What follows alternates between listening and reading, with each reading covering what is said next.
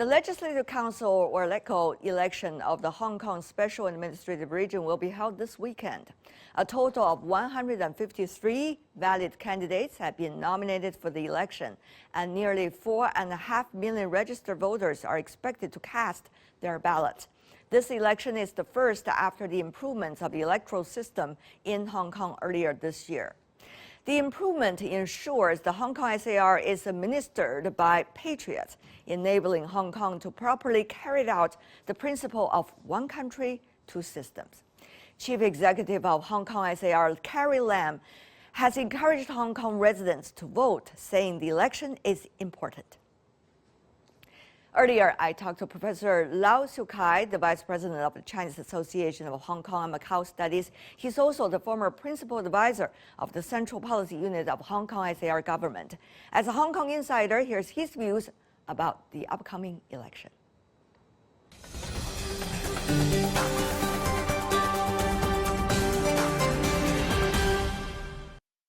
For more discussion, in Hong Kong, Professor Lau Siu Kai, Vice President of the Chinese Association of Hong Kong and Macao Studies, former Principal Advisor of the Central Policy Unit of the Hong Kong SAR government. Mr. Lau, with a pleasure. Yeah, thank you. Legislative Council election, very crucial. Everybody looking at that election. How do you see it is coming? Well, I would say that this election is very important to Hong Kong in the sense that it will create a situation where we will have a more effective government as well as a more stable political situation. At the same time, I think the new electoral system and the new legislature will allow one country, two systems to be implemented in a more accurate and comprehensive manner. At the same time, national security can be protected because of this new electoral system and the new legislature. There are a lot of praise for the possibility for stability as a result of the latest vetting process. But there were also some criticisms suggesting the opposition voices might be silenced. What do you make of these mixed reviews, so to speak? No, the opposition voice will not be silenced. Only those opposition who is unwilling to accept or recognize the new constitutional order of Hong Kong. In fact, we have some candidates who come from the opposition background, but who are willing to declare loyalty to the country and to the basic law, to the Constitution.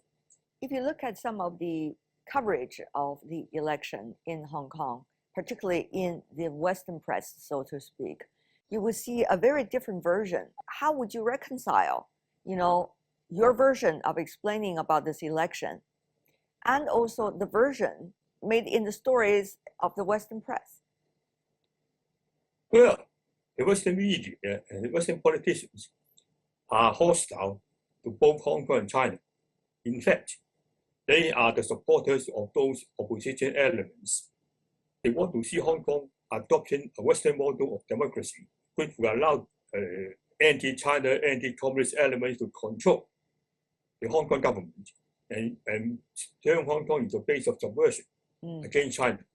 We are not talking about election for the sake of election or election to follow any Western models.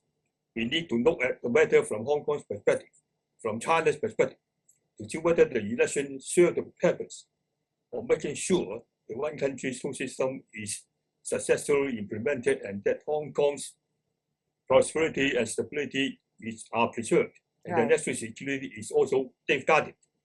So how are we going to make sure not only the one country concept is clearly understood and implemented, but also the continuity of the two systems within the principle of one country, two systems are also continuously implemented? One country, two systems. We can name several, which are more important. One is that Beijing will observe and respect the institutions and lifestyle of the Hong Kong people. The second, Hong Kong has the duty to protect national security. Thirdly, that the Hong Kong capitalist system will be preserved, and the Hong Kong's liberties and human rights are also to be preserved. But I don't see anything affected by the Hong Kong national security law. At the same time, I think this law makes sure that Hong Kong can maintain stability and prosperity, but at the same time, allows Hong Kong to fulfill its duty under the one country, two systems to protect national security. Okay. I would say that in all countries and all places have national security laws. It's not surprised, we should not be surprised by the fact that Hong Kong also has national security laws. But this national security law is not supposed to threaten Hong Kong's people's liberties and freedoms and human rights in any aspect. It only affects those people who are determined or who have the ability to threaten national security. We see a lot of new faces in the process of the Legislative Council election. How are we going to make sure there's going to be new blood coming into the body, certainly refreshing the future council, but at the same time, they are going to be capable and experienced personnel who know how to work for the people of Hong Kong and the interests of Hong Kong, of course, as part of China. Well, I think that this time we have a lot of people who have no party affiliations, but who are really Hong Kong's social and economic elites who are willing to come forward to serve Hong Kong. And the new legislature, of course, will be populated mostly by these non-partisan professionals and administrators. But at the same time, it also means that the new legislature will be very much depoliticized, and political struggle it has no place in the new legislature.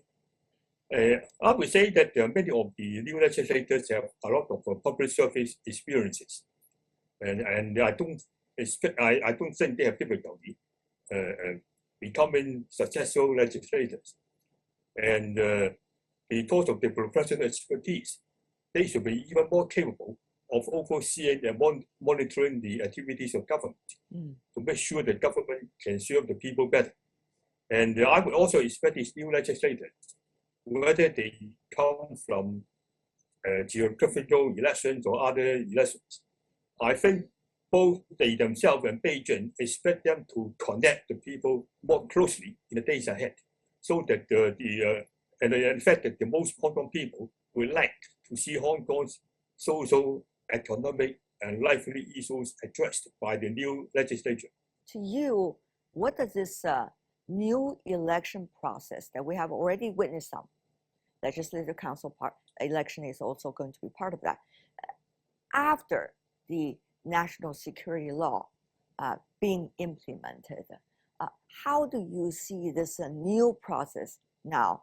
What's going to be the significance of the success of every component of this process to make sure that the national security law is only helping Hong Kong to achieve the important goals for the people of Hong Kong and for the one country, two systems?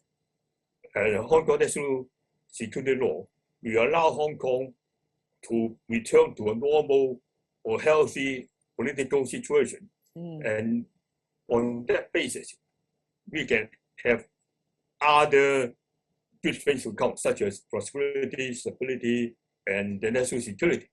Okay.